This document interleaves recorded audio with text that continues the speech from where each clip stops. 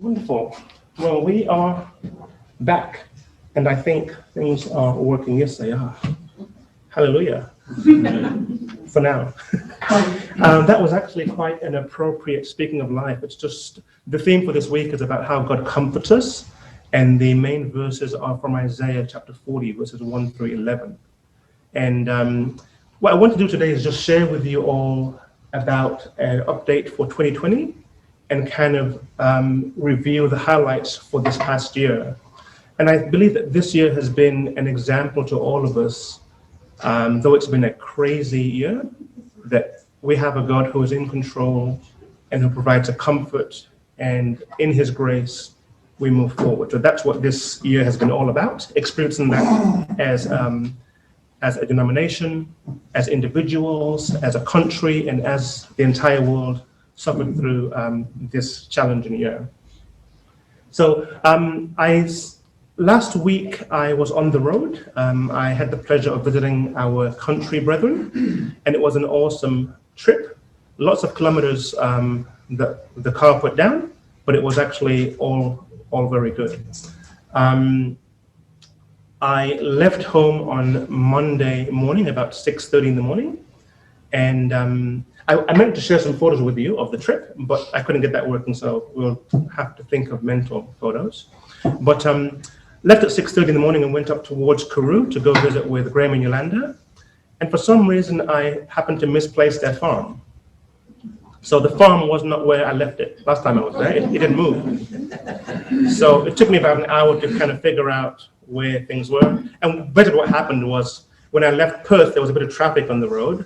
And so as opposed to going to their place from this side, it had me go from this side. So when I get to their road, I'm looking for all the signs that I am used to. There's like a railroad track, and there's like a bridge, and there's like a sign that says GW 105 right by their place. And none of that stuff is there. So I begin to think, is this the right road? But surely the name is right. It's in the right part of Australia, the right state. So how come their place isn't there? Then I figured out later on when I got the old map book out that it had sent me from this direction, not that direction. And when you go from the other side in the country, well, to a city boy, all the roads look alike. You get on there's like farms and wheat fields and stuff's going up and down. I'm like, So that was quite exciting. But I got there in the end, and it was great to visit with them. The farm is actually still where it was for the last few years. It hadn't actually moved. So I left there and spent some time on the road going down to visit with Mrs. Chandler, Elsie Chandler in Doodlakine. She's doing very well, and although they've had a tough time as a family in the last couple of weeks, they're getting through it together, and she's quite strong and has the support that she needs in that arena. I then went to visit with Barbara Graham in Meriden and spent some time with her, having a nice cup of tea and catching up, and that was lovely as well. And then spent the night in Meriden. Next morning got up and drove down to Esperance, which was a long commute.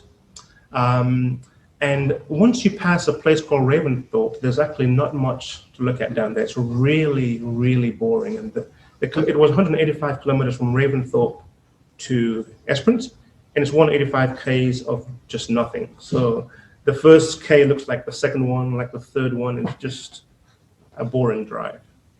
But we got there in the end. Had a lovely time with Maury Vincenzoni and her little dog, Pixie. When I first went to visit Maury, Pixie didn't like me. But now we're friends apparently, so that's great. And Pixie was very happy to see me and hopped in my lap and all kinds of fun stuff. So we had a good time there. And then the next day we hopped in the car again, or I did, and drove across to Mount Barker and got to spend some time with Don and Lynn, and also Michael and Karen, who are a new couple who were interested in our denomination. So it was great to meet with them, and they got to reunite with Don and Lynn Weston down there. So we had a lovely lunch in Nick's Cafe, which is a great little place if you're ever down in that part of the woods. Then I went and spent some time with Margaret Moon and her daughter Anne, and they're down in Albany, and that was great. Now, Margaret Moon had an issue with her knee 2 weeks ago now, where they gave her some cortisone shots, and it kind of made her knee hurt more than it was supposed to. It ended up hurting as opposed to getting better. But she's actually feeling a lot better now and is on the mend with regards to her knee issues. So that was the third day. I then left Albany and drove up to Augusta to visit with Avis Kitson, and spent a good hour and a half with her, had a lovely lunch, and then from there up to Beauville to visit with Shelley Horton, and her husband Ray came in towards the end after his hard day on the golf course. He came in and had some time with us, and it was lovely chatting with Ray as well. And then I had dinner with the Kelleher's in Busselton, and then back to Perth yesterday. So it was a lovely week, very great to get to catch up with all those people, and they all send their love to all of you as well. So that was my week. But what we'll do now is we'll transition to the slideshow and just talk about kind of wrapping up 2020 and the highlights from this year for our denomination in our Australasian region. So just to recap, the Australasian region covers Australia, obviously, and New Zealand.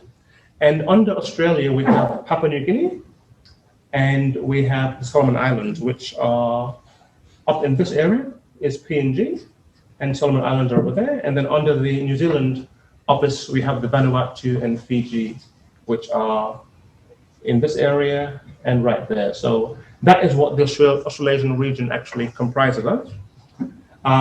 Dennis Richard and his wife Sue, they actually manage and take care of the New Zealand office, as well as Vanuatu and Solomon Islands.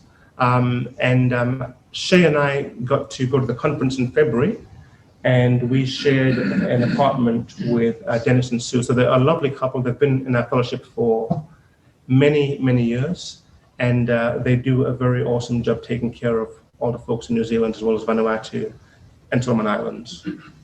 But it's sometimes good to put a face with a name and know who we're praying for and where they're at and all that good stuff. Under Fiji, we have gentleman Issa and his wife, and he is one of the elders in Fiji who helps take care of all of our folks in that part of the world, in the islands. Issa has some health issues, so he's getting weaker as he gets older, but he is still getting out there as much as he can and really interacting with people in the church as well as in the local community as well. So let's keep them in our prayers going forward as he manages and takes care of the Fijian islands. In PNG, we have two pastors in Mount Wilhelm, Ben and Richard. I'm not sure who's who yet because I haven't actually met them. But once we are able to travel after COVID kind of gets sorted out, I've been asked to go to PNG and spend some time with them, with Mark Latham, and get to know them and work with PNG going forward. So I'm looking forward to that very much. That was meant to be this year, but COVID changed all those plans. So next year, hopefully, can't wait to meet these gentlemen and all the folks in the PNG islands. One thing about PNG is that is what their church looks like. A lot different to ours. It's actually mostly children. There are tons of kids there, so I can't wait to go there and meet them all.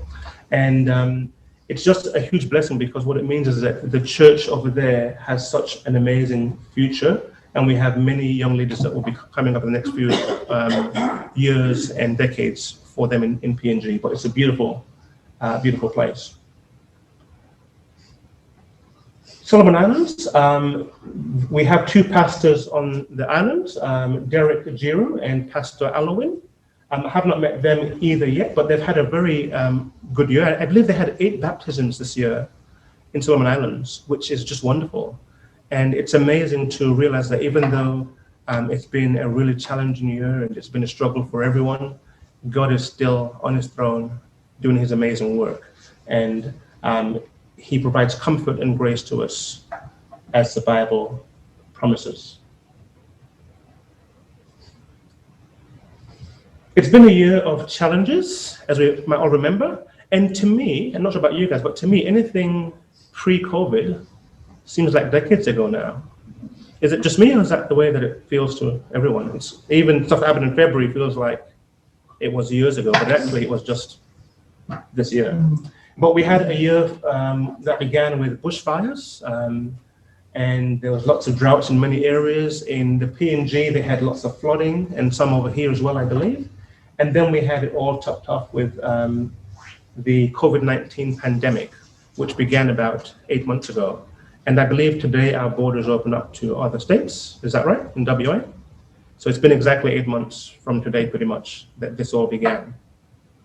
But through that, we have been seriously blessed as a denomination, as a church family, and we'll share some of the highlights now for what's happened this year. We began the year in January, pre-COVID, and that was with SAP over in the East. Some of you might know this little face over here, Ronan York. He was able to go there and enjoyed his time and had a wonderful time over there. And then, as you can see, all the kids had a beautiful time, but it was very well attended. The challenge with SAP was that it was just around the time of the bushfires, but luckily God sent the rain the week before, and just the vicinity of where they had a camp was actually completely wet, and the fires stopped, and they were able to have a lovely, wonderful SAP. But it was kind of touch and go for quite a while there at that point in time. So, cool. We then had the Pastors Conference in February, pre-COVID, when Greg Williams, our Pastor General, came down to visit. And we had a lovely 4 or 5 days over there on the Gold Coast. It began with a Pastors Conference on the Friday, where we had all the pastors from Australia, New Zealand, and the region that got together with Greg and his wife, Sue, and it was quite insightful and very uplifting to be able to know what's happening, not just in our region, but in other regions around the world. The next day we had the conference, which began, a national conference, and that was back in February. And there was a few photos from the conference that we'll just share with you guys right now. That was, I believe, a bit of, I'm not sure, special music or something along those lines, or maybe just some speeches going on. But there's Greg spoke a few times, which was great to hear from him. We have some Congolese brethren in Queensland, and they were actually able to participate and be a part of that. And it was wonderful to meet them, to get to know them a little bit, and to see their amazing, colorful outfits that they wear, and brought the culture they brought along to us. And they actually performed a beautiful song for the entire attendance. We had about 240 people from around Australia, New Zealand, Fiji, and I think Myanmar was there as well. So it was really beautiful to have everyone get together, and we got to realize that there's a lot more to it than just what's happening here in Perth, in Busselton, in Bunbury, in WA. In Australia, there's actually a whole global movement, and God has his hand over the entire whole thing. So it was very, very beautiful to have that. Some of you might remember a young man named Solomon who used to visit here in Perth maybe 6-7 years ago, African descent, and he kind of disappeared after a while. He's from Congo. He actually found out that his friends and family and other Congolese were in Queensland, so he actually went over there, and I got to meet him again and reunite with Solomon, who was here in Perth for a few months. But he actually is in Queensland now, and has a twin brother who looks just like him. So he's back there with his brother and other Congolese brethren and our whole denomination over there. So it's wonderful to have met him again. We had a wonderful interview session with John McLean and Greg. And as you all know, John does some wonderful, amazing interviews. He knows how to phrase questions, what questions to ask, and just he makes his guests, in this case, Greg, feel very welcome. And it was great to get to know Greg through that interview process that John took him through.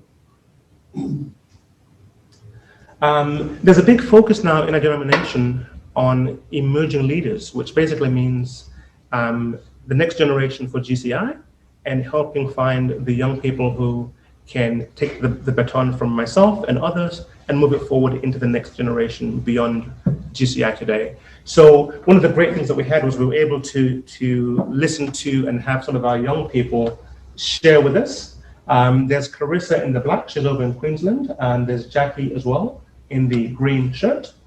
And then there's a family from Fiji, and Andrea is the young lady over there who's quite stepping up in Fiji as far as taking some leadership roles and helping out with the folks over there. So it's a beautiful thing to see that coming on.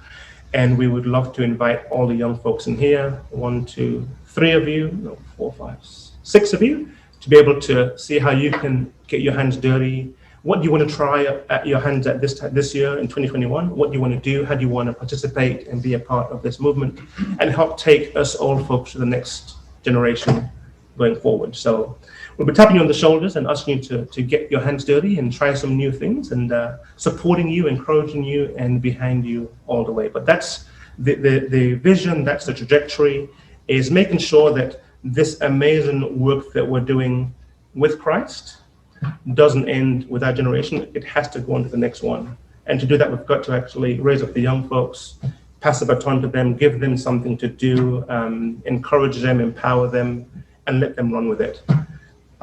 They won't do it the same way that we do it, but they'll do it in a way that works in 2021 going forward, and they'll do it under God's guidance as well, just like we have done for so many decades and years. So exciting times ahead, and looking forward to that journey with all of you going forward. We had the wonderful occasion at that conference of being part of John McLean's retirement from his role as superintendent for Australasia. So John McLean stepped down, and Daphne was inaugurated in the new role as superintendent, while John McLean is transitioning to working with ACCM full-time. And on that note, ACCM is doing really well. This year we've had about 6 or 8 different cohorts or groups taken on ACCM, and it's been used as a denominational ground zero training for anyone who wants to be a pastor or serve in ministry for a denomination. So that's really wonderful to see something that began here in Australia is now being used globally as a foundation, stepping stone for our ministry going forward. That's really awesome. Cool. One of our young leaders, Matt, over there, was giving a little speech about his journey through the church. And then there was a presentation from Fiji of a lovely wooden piece to Greg and his wife to take back with them to America. So again, we're looking at this year, one of the main highlights was a focus on a 3-winged approach to mission. How do we do mission in 2020 going forward? We've spent the last month talking about the faith, hope, and love avenues.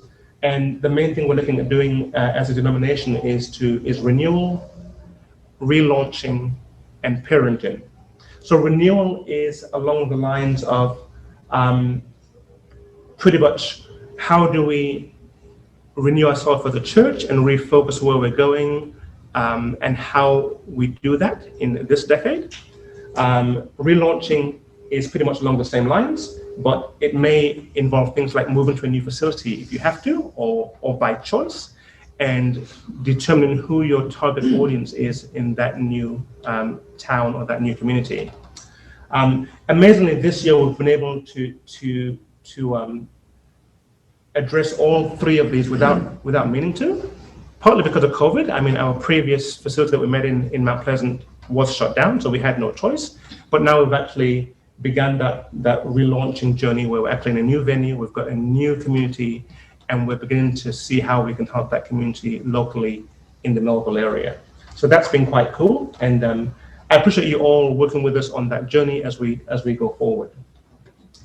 We then look at the National Pentecost, which happened in May. That was forever ago, but that was a wonderful time with the Zoom, and that was our first ever major Zoom conference. We had over 300 people attend that, and it was great to have speakers from different parts of the country, and just to have the fellowship rooms afterwards to be able to talk and fellowship with each other and get to reacquaint with old friends and make new friends in that environment.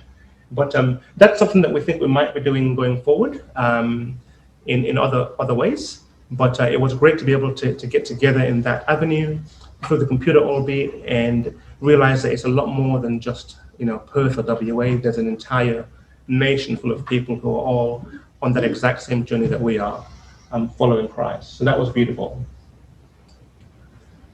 And then more recently, November 21st, I think, was the ladies link up via Zoom. That was, I heard, a lovely event as well. And I believe they had some of the ladies from the Congolese fellowship join that service. and they enjoyed it as well. They had a translator there for them who would actually pause after each sentence and translate into the local language, but they still loved it, and they actually requested that we do more of those type of things for the Congolese ladies. So that's a beautiful thing that we've been doing as well.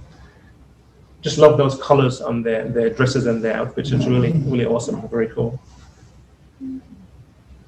So last but not least, this has been a year of updating our GCI branding, and I'm pleased to announce that we do have some new things that are coming down for our WA folks, both for Perth and Bunbury.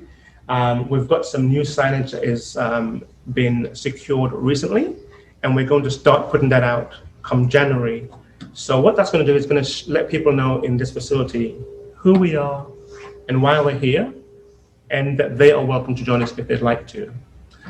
So we'll have some lovely signs, I think they're lovely signs, outside in the parking lot, and they'll kind of point into where we have our fellowship. On the front, it basically says GCI, we have service on Saturday and Sunday at 10 a.m. And on the back, everyone is welcome, which they are. And that's just one way that we're reaching out to our local community to share with them and participate with them in the Lord's work. Also have some updated postcards coming through. We had some beginning of the year, but they were noted with the Mount Pleasant address, and now we've moved. We have some new ones with our current address, and we're going to hand those out to everyone so you can actually share those in your lives as you go through your daily commutes. And anyone that you bump into who maybe seems like they're challenged or hurting, or they could use a bit of love, you can just hand one out. And it's a very non-confrontational way to just share a bit of love and share the gospel and be a disciple. So that's going to be exciting and maybe nerve-wracking, but exciting mostly. And then I'm pleased to announce that we also have two brand new websites, one for Perth and one for Bunbury. And the addresses are right there on the screen. So if you write those down, that would be good. Perth.gci-au.church, and then Bunbury.gci-au.church. These are designed to be very well branded. They're designed to be very easy to look at, easy to navigate around. And they introduce new people or unbelievers to who we are, what we do, and why we do it. So please take a moment this evening when you get home to have a look at the website. What we'd love to do is we'd love to have some more pictures coming in, high quality pictures and photographs that we can put on the website so that it actually represents who we are and what we look like when people come in here. And we want pictures of activities that we're doing, whether it's picnics or sausage sizzles or the festival or boat rides, anything that's fun and exciting and cool. And we can put them on the website so people can see who we are and begin to get to know us before they even come in the door. But thanks to Peter Longley and to David over East, we've got lots of help on getting those started. And I think they're going to be a very good tool for us. We will still keep our current website, but that will become more of a members only section where you can go in there and there's resources for Bible studies and that kind of stuff. But this is going to be a outward facing website that you can pass on and hand over to anyone that you'd like to introduce to the church. And it does a very good job of letting them know who we are without you having to go and preach to people. It's pretty cool. On the website, it automatically has on there each week the Speaking of Life, and that updates automatically. So you can just say, hey, go to the website, have a look at what we do, and there's a video on there that's 3 minutes, check it out. And it's a very good tool, I think, that will help us moving forward. So that's kind of exciting. And a huge thanks to our national office staff for helping us through this entire year, as I've done for many years. You've got Sarah and David, and you've got John and his son, and Daphne, and then the admin lady who helps out in the office as well with all of the hard work behind the scenes. But it's pretty great that they've been able to help us with lots of things. David was quite influential with getting the website put together for us and all the technical stuff. And we thank them very much for being the support and helping us do our ministry. So when we send part of our funds towards the head office every month, it helps support them in what they're doing to support us. Things like insurance payments and all that kind of stuff, it's handled from over there. And it means we don't have to have that headache here as a small church dealing with all those types of legalistic things and whatnot. So great to have them on board. And last but not least, we want to say a huge thanks to all our membership. You guys are the reason why we are here, and we appreciate the loyalty, the support, the dedication and commitment to first of all, Jesus Christ, and to GCI as a fellowship. We couldn't do it without you guys. In April, Daphne communicated to everyone that we were challenged with regards to the funding, and that the income had gone down significantly by about 50% or something in April. And she sent a video out that we all watched and a letter that we all read. And I'm pleased to say that you guys responded amazingly to that. All our members did. So what that means is that this year in 2020, in the middle of a pandemic where companies are shutting down, governments are closing down, our church income grew by 14% this year, 14%. So thanks to all of you for your commitment and dedication, and for supporting Christ's work through GCI. That's a wonderful thing, and a wonderful testament to all of you and your commitment to what we're doing.